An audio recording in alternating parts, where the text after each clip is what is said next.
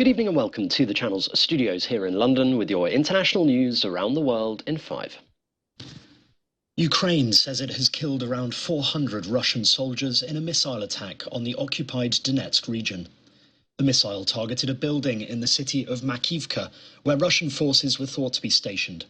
Pro-Russian authorities acknowledged casualties, but did not confirm how many. It comes after Ukrainian authorities posted a picture of a Russian drone that says Happy New Year in Russian.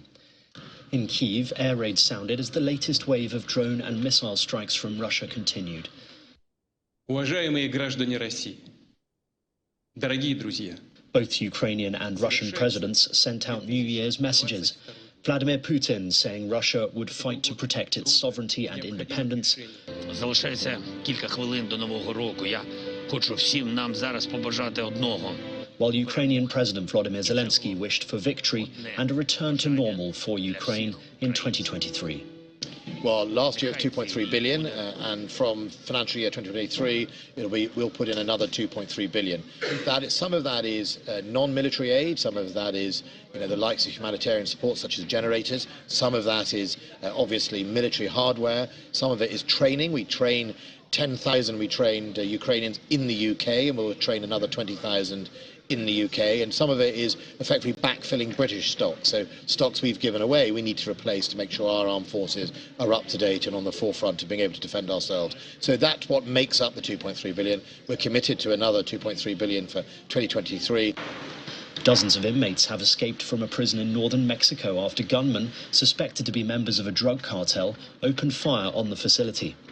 Authorities say the men arrived outside the Chihuahua state prison in armored vehicles and began firing on the guards. 10 were killed, along with 4 prisoners, during the audacious and brutal attack in the border city of Ciudad Juarez. Police say some 24 inmates escaped. Outside, relatives gathered, hugging each other and crying as they waited for news. Rescuers in Vietnam are working to save a 10-year-old boy who fell into a deep hole at a construction site on Sunday. Footage from VTV showed Tai Ly Hao Nam on CCTV footage walking inside the construction area before falling into a concrete pit they said was 35 meters deep and only 25 centimeters wide. VTV said rescuers were digging 35 meters deep around the concrete pit to reach the boy, adding that the space was so tight that even a rope would not fit around him. Video showed authorities pumping oxygen to the boy via a small hose and heavy machinery digging around the hole. The boy's condition was reported to be stable. The entertainment magazine Variety is reporting that Marvel actor Jeremy Renner is in a critical but stable condition after being injured in an accident while plowing snow. The 51-year-old owns a home in Washoe County in Nevada. That area in northern Nevada received heavy snowfall on New Year's Eve. The actor has starred in multiple Marvel projects. In addition to being an Avenger, Renner has starred in 2 Mission Impossible films, as well as Arrival, American Hustle, and 28 Weeks Later.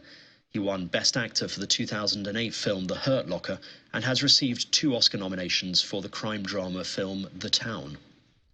Mourners have paid their respects to the body of former Pope Benedict inside St. Peter's Basilica.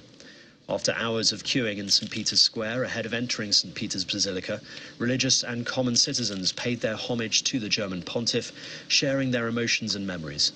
The body of Benedict XVI will lie in state in the Basilica for 3 days before his funeral on January the 5th, which will be held in St. Peter's Square in front of the Basilica. The ceremony will be presided over by Pope Francis. And soccer fans began queuing outside the Vila Belimo Stadium in Santos in Brazil ahead of a public wake for soccer legend Pelé. The stadium, home to the Santos club where Pelé began his sporting career as a teenager, was decked in banners honouring the player who died on Thursday at the age of 82. A wake is set to take place at the stadium on Monday, and a procession carrying his coffin will pass through the streets of the coastal city of Santos. Earlier drone footage showed his coffin being driven slowly through the streets to the stadium. And that's your international news around the world in 5. Now back to the channel's studios in Lagos.